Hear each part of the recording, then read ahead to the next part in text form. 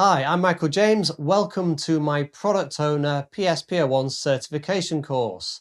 This course is designed for two things. Firstly, to prepare you to take the PSPO certification from scrum.org. And secondly, to prepare you to be able to become an effective product owner in practice. So this course, it covers everything you need in theory in order to take the PSPO certification. It's a multiple choice test. And I also go above and beyond the syllabus and give you some lectures that will help you to become a really effective product owner in practice. I have a section that looks at popular software products that people use in Scrum teams, such as Jira and Trello. And I go through that, showing you how to set up a Jira and Trello board and how to actually apply the theory you're learning in practice by creating tickets and things in the software products. I also have made reference to some PSM elements in this course. So PSM is the Scrum Master course. And when I did my Product Owner certification and then I went and did my Scrum Master certification, I noticed that there was so much overlap between the two. The Product Owner certification is really heavily based on the Scrum Guide. So in order to pass the PSPO certification, you need to know the Scrum Guide basically backwards. You need to really know every single line in that Scrum Guide. And if you do, you'll be able to pass the PSPO certification. But you'll also be able to pass the PSM I certification as well. So if you're preparing to take the PSPO certification by studying this course and learning the Scrum Guide, then you might as well have a stab at the Scrum Master PSM course as well. It's a bit of a bonus. You get two for the price of one with this, just because they are so heavily aligned. There's so much overlap between them. Okay, let's have a look at the roadmap for this course and let's see what you're going to learn. Okay, so this is the course roadmap. This is everything that you are going to learn. Everything within the green sections of this slide are essential for taking the certifications.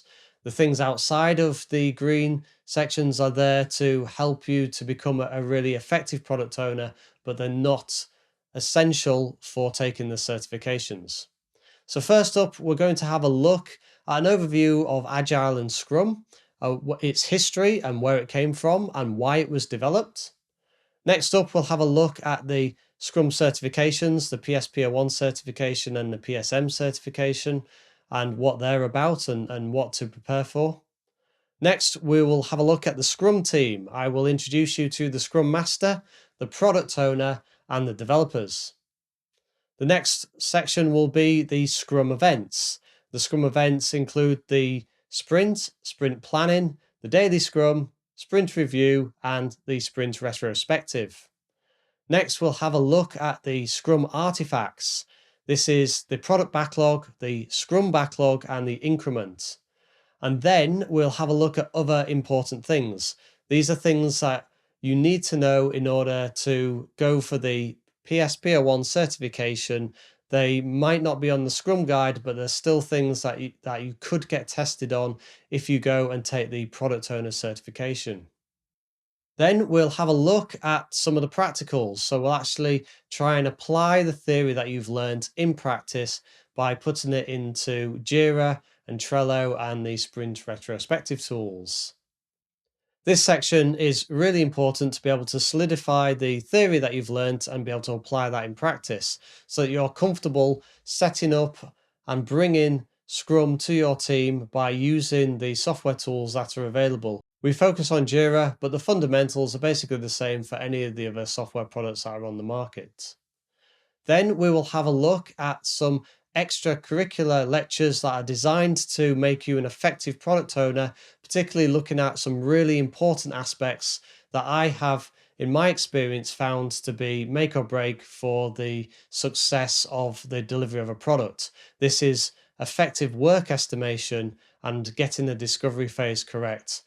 Particularly the discovery phase, you need to make sure that you set off on the right foot and you plan things correctly and you understand the products that you are trying to deliver and what those requirements are. So that's a really important section.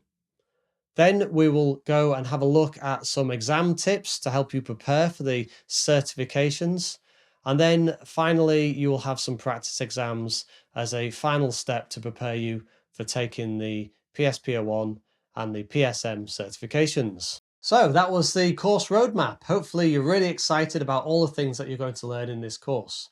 Now, before we start on the first lecture, I would like you to do the very first exercise, and that is simply think of a time when you did a piece of work or were involved in a project, preferably teamwork, where things didn't go well. Things didn't work out nearly as effectively or as efficiently as you would have liked. Maybe it was really stressful. Maybe you didn't deliver what you set out to deliver. Maybe you didn't deliver on time or things were over budget.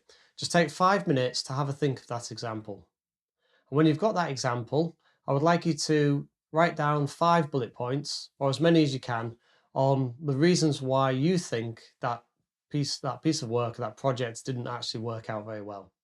And then also take some time to think of 5 bullet points of things that did work out quite well. And what we'll do is we will revisit this example of yours.